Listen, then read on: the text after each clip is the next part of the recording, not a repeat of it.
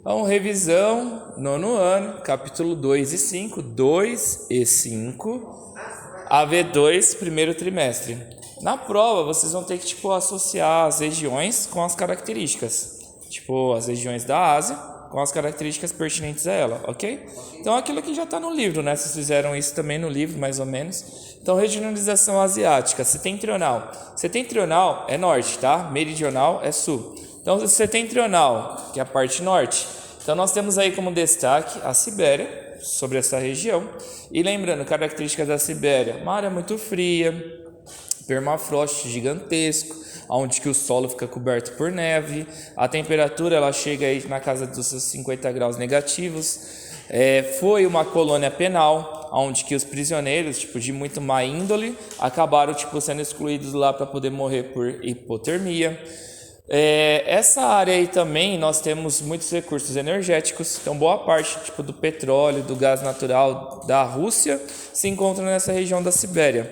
Então, para a Rússia é uma região estratégica econômica de muita importância. Alguma dúvida? Não? Deixa eu ver se tem mais alguma coisa. Eu acho que é só. Depois aqui a Ásia Meridional Sul. Então, sobre essa área do sul, nós temos aí como destaque a Cordilheira do Himalaia, então maior cordilheira do mundo aí com o maior pico, que é o Monte Everest, batendo aí na casa de uns 8.600 mais ou menos, 8.800 mais ou menos. Lembrando que o Everest cresce anualmente.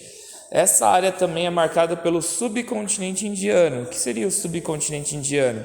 É a Índia, Paquistão e Bangladesh principalmente. Então é um conjunto de países que ficam próximos à Cordilheira do Himalaia. Lembrando que eles acabam sofrendo muito porque as massas de ar úmidas que vêm do oceano, trazendo a chuva, elas são barradas ali, quando entram em contato com a Cordilheira do Himalaia, fazendo com que as chuvas elas fiquem concentradas sobre esse subcontinente indiano.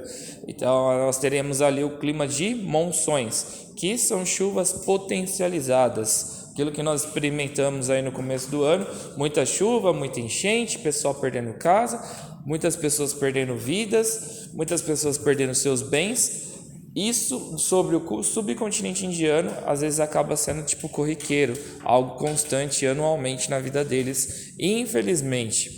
Depois nós vimos sobre o Oriente Médio. Oriente Médio não, isso daqui... Oriente.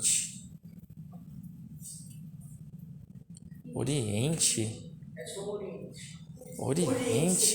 pra prova tem que trazer um pouquinho de água de antes? Não. Calma aí que eu tô tentando lembrar aqui. Oriente. Ali era para estar Extremo Oriente. Extremo Oriente. Então essa região aí do Extremo Oriente, nós teríamos aí alguns países como Japão, tá? As Coreias, principalmente a Coreia do Sul. Então essa região é uma região de alto desenvolvimento, a China também pega essa parte aí, alto desenvolvimento econômico. O Japão aí se industrializou, foi um dos primeiros. Hoje o Japão já não tem uma economia tão forte quanto da China, que se industrializou bem depois. Pietro, para de ficar pichando na mesa. A China hoje é a segunda maior economia.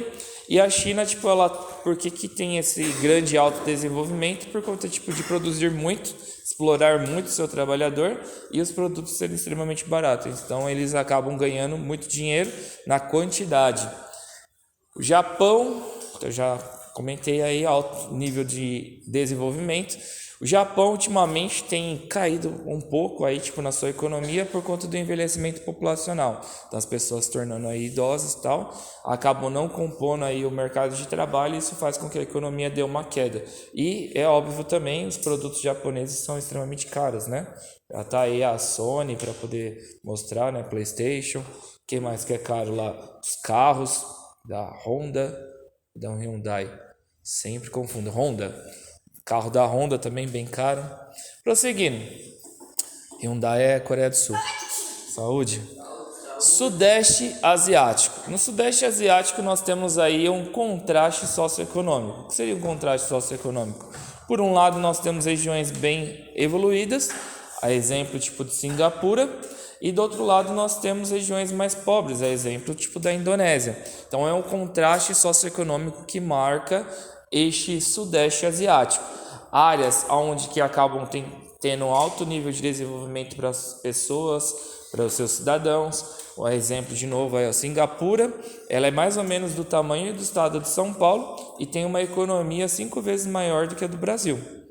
E isso mostra a potencialidade tipo do seu autodesenvolvimento. Então, vá para Singapura, muito bom, pouco conhecido. O tamanho dos países também não ajuda no desenvolvimento? Não, porque dependendo também do tamanho do seu país, você vai ter bastante recurso. Exemplo dos Estados Unidos. Estados Unidos é o quarto país. Qual é o primeiro? É a Rússia. E possui muitos recursos por conta disso. Alguma dúvida até aqui? Então, o Brasil é o quinto. Então, só voltando, a Indonésia às vezes acaba sofrendo aí com tsunami, com terremoto, e as pessoas perdem as suas casas e tem muita dificuldade para poder fazer uma reconstrução. Diferente de países desenvolvidos, onde que se acontece o mesmo fenômeno, eles conseguem se reestruturar muito mais rápido por conta do seu poder aquisitivo financeiro. Próximo, depois nós temos aí o Oriente Médio. Lembrando, a área do Oriente Médio é um grande desertão formado aí por mais ou menos de 15 países: Arábia Saudita, Irã, Iraque, a Síria, Israel. Essa região nós temos aí muitos conflitos. Conflito por conta de água, ou seja, uma região desértica. Então, os poucos rios que nós possuímos, que nós não, eles possuem lá, acabam entrando em conflito, fazendo guerra por conta de água. Petróleo. Então, o petróleo ele é de extrema qualidade lá no Oriente Médio e de fácil extração. É o inverso do Brasil. Nosso é ruim e difícil de extrair. Lá é o contrário. Então, acabam fazendo muitos conflitos por conta tipo do petróleo. Religião. Então, muitos conflitos por conta da religião, principalmente entre Israel e a Palestina, que não é um país, é um povo. Ah, é? Em English. Em geography em inglês. Oi? O conflito de Israel e da Palestina foi mais um conflito político do que religioso. É, as duas coisas, né? Porque, tipo, a religião, ela acabou influenciando na política. Porque a religião fez com que o território ficasse dividido, ok? E o território ficando dividido, os palestinos não curtiram essa ideia. Então, tipo, eles acabaram trazendo ali conflitos por conta da regionalização, que faz parte da política, mas com cunho religioso. Então, Palestina são muçulmanos, tá? Seguem o islamismo. E no caso em Israel, eles são judeus. Deixa eu ver o que mais tem lá sobre conflito. Acho que tá bom.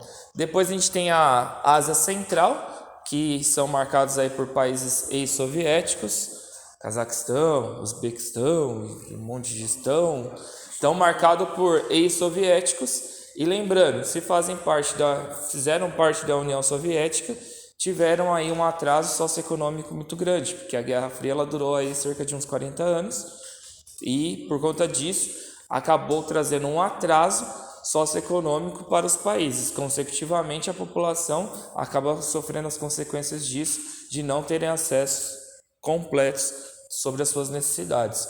Alguma dúvida? Lembrando, você vai ter que associar tipo aí a região com os textos que estarão elaborados aí durante a prova. Então tenta marcar, sabe, fazer por associação. Exemplo, Central o quê? Ex-soviético. Oriente Médio, o quê? Conflito de monte. Sudeste Asiático, contraste, diferença, rico, pobre. Oriente, Extremo Oriente, né, no caso. Rico. Meridional, Himalaia, Índia, Himalaia. Depois, setentrional, Sibéria. Prosseguindo. Aí, ó, já deu uma dica para vocês. Hidrografia. Você vai ter que, tipo, também associar a hidrografia do continente asiático, os principais cursos de rios e as suas respectivas importâncias. Um exemplo, da Índia, nós temos aí a importância religiosa, com base lá no rio Ganges, deusa Shiva, se eu não me engano, tomou lá um tibum, né, se banhou lá sobre o rio Ganges e purificou este rio. E tudo... Estava limpo. Então, tudo que cai sobre o rio acaba se tornando puro, limpo. Então, rio sagrado tem importância religiosa.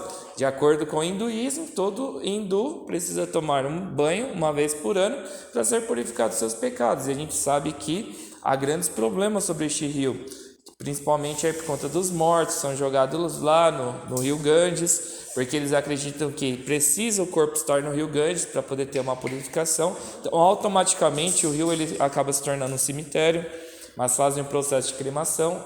Alguns não, porque é caro. Muito tipo também da poluição, saneamento básico, falta lá na Índia, e então acaba tipo sendo despejado lá, mas enfim, lembra sobre a religião. E algumas pessoas bebem a água, né, para poder se purificar tanto por dentro quanto por fora. Sobre a Mesopotâmia. Meso significa meio. E Tâmios vem aí de rios, então uma área que fica no meio de rios. E quais são os rios principais da Mesopotâmia que vocês aprenderam lá no 6º ano, nas aulinhas de história, quando todo mundo tinha o tamanho do Faé? Vocês aprenderam sobre o rio Tigre e o rio Eufrates. Então, qual que é a importância da Mesopotâmia? É uma importância histórica. O primeiro é religiosa, o segundo é histórica. Muitas civilizações acabaram se desenvolvendo em meio a estes rios, Tigre e Eufrates. Civilizações como os caldeus, os fenícios, os babilônicos, os assírios, os hebreus. Tá bom já, né? Então foi muito importante para eles, para quê? Para navegação, para agricultura, para pecuária, para o saneamento básico e por último da China, que ele é importante economicamente. Lá na China nós temos os rios Yangtze e o Yangtze, que são os rios amarelo e o rio azul. Para que eles são importantes? Por conta da produção de energia. Então essa produção de energia ela é beneficiada para as atividades econômicas do país, que é a segunda maior economia, muitas atividades industriais e demandam aí uma carga de energia muito elevada, justificando a construção da Três Gargantas, que é uma hidrelétrica, a hidrelétrica, a maior hidrelétrica do mundo. Então lá na China existem aí estes rios que são beneficiados para a produção energética. Alguma dúvida? Por último, tem aqui nós também aprendemos a respeito da Oceania. Ainda não. Sobre a Oceania, nós temos aí 4 regiões. A Melanésia, lembra de melanina. Melanésia, melanina. Também considerada aí como a Ilha dos Negros. Por conta que, a população nativa original deste território é composta por pretos, tá? Então, Melanésia. Depois, a Micronésia. Micronésia é um conjunto de países pequenininhos, por isso está aí micro, tamanho do faezinho, micro. Então, Micronésia. O Pedro é melhor que eu, por que você viu que você é negro e eu pequeno? Porque você é o faezinho. Mentira, porque você é o faezinho. Ele é o Pedrinho. Depois nós temos ele é o pipi. Depois nós temos a Polinésia, poli de vários. Então, Polinésia, nós temos milhares de ilhas acabando sendo formadas sobre essa região. A Polinésia também é considerada como Polinésia Francesa, por conta que a França teve um efetivo muito grande de colonização sobre essa região. Depois, por último, a 4ª região, que é formada por 2 países, Austrália e Nova Zelândia. A Austrália em si própria tem tamanhos continentais, sendo aí, se eu não me engano, o 6º maior país do mundo, depois do Brasil. Alguma dúvida? E lembrando que ambos colonizados pelo Reino Unido, até a bandeira é semelhante. A Rainha Elizabeth era a rainha deles também. Próximo. Aí você vai ter que diferenciar a natureza da Austrália e da Nova Zelândia. São opostas. A natureza de ambos são opostas. Deixa eu falar. Da Austrália, nós temos aí predominante o clima semiárido e desértico. Então, temperaturas muito elevadas, é muito quente, muito seco sobre a maior parte da Austrália. Tá? Clima semiárido, também clima desértico. Há algumas áreas que você encontra um clima subtropical, só que são mínimas. Há algumas áreas que você encontra um pouquinho de clima tropical, só que são mínimas. O que predomina são climas semiáridos e desérticos, principalmente no centrão da Austrália, onde que moram pouquíssimas pessoas, no centrão. O relevo, sobre o relevo nós temos aí a predomínio de planícies. Há algumas áreas elevadas, principalmente no centro, como o Monte Cook, mas a maior parte é de planícies. Hidrografia é uma das áreas mais secas do mundo, a Austrália, chove pouquíssimo, justificado aí pelo seu clima semiárido e desértico. Então há uma escassez hídrica gigantesca lá na Austrália, falta muito deste recurso. Depois sobre a vegetação adaptada ao clima. Então tudo é relacionado ao clima, né? Então a vegetação adaptada ao clima, cactos, palmas.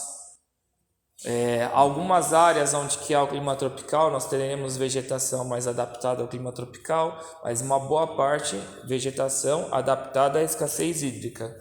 Depois o inverso, na Nova Zelândia, nós teremos ali um clima subtropical. Então, com o clima subtropical, nós teremos aí uma maior presença de árvores principalmente de taiga.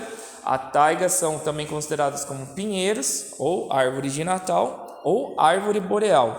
Tudo faz parte do mesmo tipo de árvore. Oi? Boreal é mais bonito? Pode colocar boreal, então. As árvores são volumosas, densas, tá? Então, muitas árvores semelhantes tipo da vegetação tropical que nós temos aqui. Relevo. O relevo da Nova Zelândia, existem muitos planaltos e muitas montanhas, tá? A maior parte da população vive sobre as planícies, porém há áreas muito elevadas lá sobre a Nova Zelândia. Há exemplo tipo da montanha chamada de Kosciuszko, que eu acho que tem mais ou menos 3.500 metros de altitude, tá? Kosciuszko. Depois a hidrografia, diferente da Austrália, a hidrografia é bem vasta, bem ampla, bem completa, justificada pelo clima subtropical, onde que vai chover aí durante 6 meses, mais ou menos, anualmente, fazendo com que muitos rios sejam formados sobre essa área. Destaque aí a hidrografia do Murray, sei lá, mais ou menos assim. E a vegetação já falei já, né? Eu associei com o clima, né? Finalizando aqui a revisão, então.